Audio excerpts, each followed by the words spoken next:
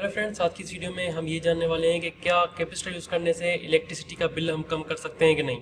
तो ये सारी चीज़ें जो है वो अब जब इस वीडियो में सीखने वाले हैं। हम सबसे पहले ये जानेंगे कि क्या कैपेसिटर जो है वो यूज़ करने से हमारे इलेक्ट्रिसिटी का बिल जो है वो रिड्यूस हो सकता है कि नहीं हो सकता। इस वीडियो में हम सबसे पहले बात करेंगे कि हम इलेक्ट्रिसिटी का बिल कैलकुलेट किस तरह से करते हैं। ठीक है, ये हम जानेंगे कि इलेक्ट्रिसिटी का बिल जो है वो हम कैलकुलेट किस तरह से करते हैं, और उसके बाद हम जो है वो यहाँ पे एक एग्जाम्पल लेंगे जिसमें हम समझेंगे कि इलेक्ट्रिसिटी का बिल हम किस तरह से कैलकुलेट करते हैं। हम एक एग्जाम्पल में हम जो है वो एक हाउस होल्ड का लोड लेंगे और उसको हम 1 घंटे के लिए चला के उसमें चेक करेंगे कि इलेक्ट्रिसिटी का बिल कितना आता है।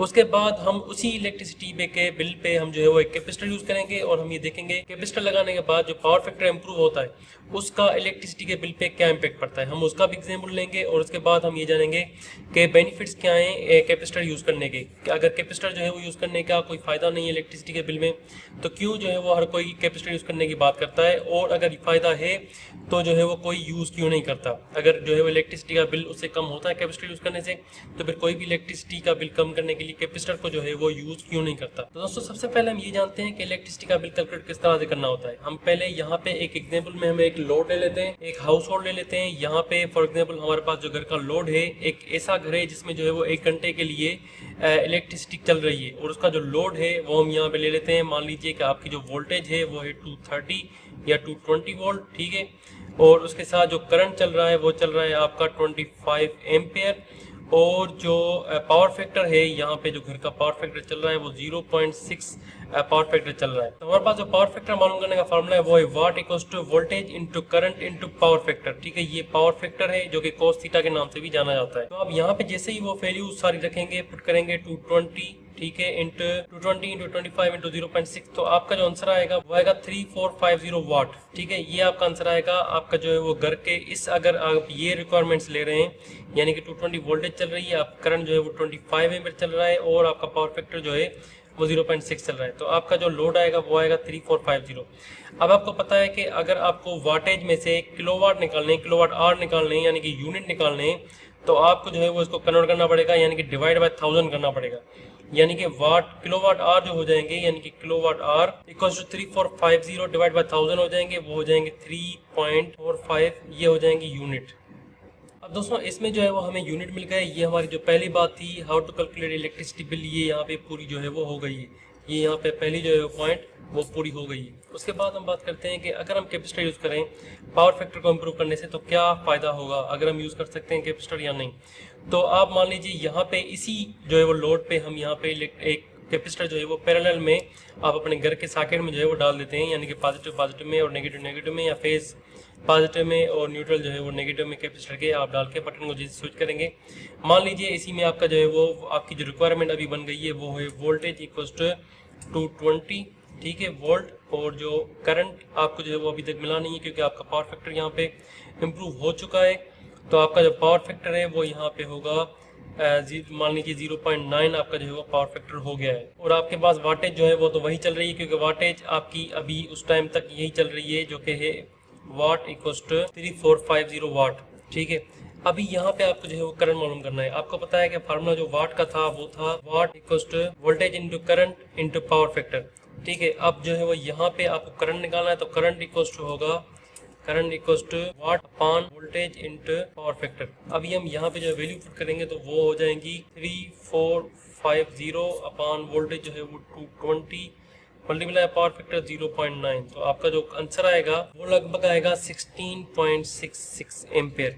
ठीक है, अब दोस्तों 16.66 जो एम्पेयर हैं वो हम इस फार्मूले में जो है वो पुट करेंगे, यानी कि वाट हो जाएगा आपका, और ये वाट जो है वो इक्वल हो जाएगा voltage into current into power factor. तो आपकी जो है वो यहाँ पे वाट बनेंगे, वो आपकी जो वोल्टेज है यहाँ पे हमारे 203, ठीक है, 230, और करंट आपका जो है वो 16.66 और पावर फैक्टर आपका 0.9। तो आपका जो वाटेज आएगी वो आएगी वही 3450। ठीक है, इसका मतलब है आप पावर फैक्टर इम्प्रूव करने के लिए कैपेसिटर यूज़ करें कि नहीं करें, लेकिन आपका जो वाटेज आएगी वो यही आएगी। आप जो है वो फार्मूले में पुट करके आप खुद चेक कर सकते हैं, आपकी जो वाटेज है वो यही आएगी।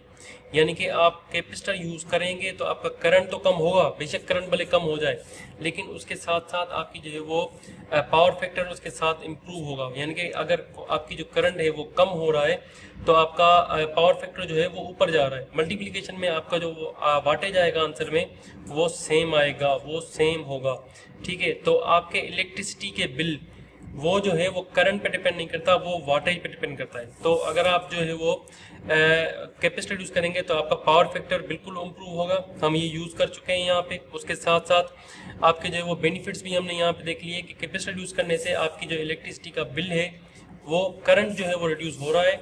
आपका करंट यहाँ पे 16.66 हो गया, जो कि पहले केस में हमारे पास 25 था। अभी जो है वो हमारे पास 16.66 करंट कम हो गया है, लेकिन यहाँ पे पावर फैक्टर इंप्रूव होने के साथ आपकी जो वाटेज आ रही है वो अभी तक वही है, जो कि 3450 वाट चल रही है। ठीक है, अब हम बात करते हैं कि फिर बेनिफिट्स क्या हुए कैपेसिटर यूज़ करने के। देखिए यहाँ पे जो कैपेसिटर यूज़ करने का बेनिफिट होता है वो ये होता है कि आपकी इलेक्ट्रिसिटी का बिल में तो कोई कमी नहीं आती, लेकिन आपका जो करंट है वो जो है वो डाउन जाता है। ये करंट जो है वो आपका यहाँ पे डाउन जाता है। इसका फ़ायदा ये है कि आपकी जो केबल्स जा रही हैं घरों में, अगर उनका लोड जो है वो इंक्रीज़ हो चुका है किसी भी इंडक्टिव लोड की वजह से, किसी भी लेगिंग पावर फैक्टर की वजह से, तो यहाँ पे उनका जो करंट है वो कम हो जाएगा। जो कि लीकेज करंट है, जो भी एक्सेसिव करंट उनमें इंक्रीज़ हो रहा है वो जो है वो कम हो जाएगा। तो इसका फ़ायदा ये है कि आपकी जो केबल्स की जो लाइफ है वो इंक्रीज़ हो जाएगी, आपकी जो इक्विपमेंट्स की लाइफ है वो जो है वो इंक्रीज़ हो जाएगी, इक्विपमेंट की जो लाइफ है वो इंक्रीज़ हो जाएगी यहाँ पे। और इंडस्ट्रीज़ में ऐसा होता है कि अगर आपका पावर फैक्टर 0.7 से कम हो तो आपकी जो है वो आपको पेनल्टी लगती है। और घरों में भी ऐसा होता है कि अगर आपका पावर फैक्टर 0.6 या 0.5 के आसपास हो तो आपको जो है वो पेनल्टी लग जाती है। और हो सकता है कि अगर आपका पावर फैक्टर कम हो तो आपको यहाँ पे पेनल्टी लग भी रही हो। उसके अलावा कैपेसिटर यूज़ करने से आपकी जो इक्विपमेंट्स में हीटिंग इश्यूज होते हैं, जो कि जिसकी वजह से आपकी जो है वो इक्विपमेंट्स में हीट प्रोड्यूस होती है एक्सेसिव करंट की वजह से, तो वो भी जो है वो रिड्यूस हो जाती है, क्योंकि उसमें करंट जो है वो कम हो जाता है। ओवरऑल करंट जो है वो कम हो जाता है, तो आपकी जो है वो हीटिंग भी जो है वो वहाँ पे कम हो जाती है। दोस्तों ये कुछ रीजंस थे जिसकी वजह से हम जो है वो यहाँ पे कैपेसिटर के यूज़ करते हैं। कैपेसिटर के बेनिफिट्स हमने यहाँ पे देख लिए और हमने यूज़ किया कैपेसिटर। देखा हमने कि उससे पावर फैक्टर इंप्रूव होता है तो बिजली का बिल कम होता है कि नहीं होता। तो आपने ये भी देख लिया कि बिजली का बिल तो कम नहीं होता, लेकिन ओवरऑल करंट जो है वो आपके होम का अप्लायंसेस का वो कम हो जाता है, वो रिड्यूस हो जाता है। और हमने यहाँ पे इलेक्ट्रिसिटी का बिल किस तरह से कैलकुलेट करना है ये भी देख लिया है। तो दोस्तों अगर आपको ये वीडियो पसंद आई हो तो आप जो है वो चैनल को सब्सक्राइब जरूर कर दीजिएगा, साथ में वीडियो को लाइक और चैनल को सब्सक्राइब कर दें और साथ में बेल आइकन को भी प्रेस कर दें। ठीक है, थैंक यू फॉर वॉचिंग। अल्लाह हाफिज़।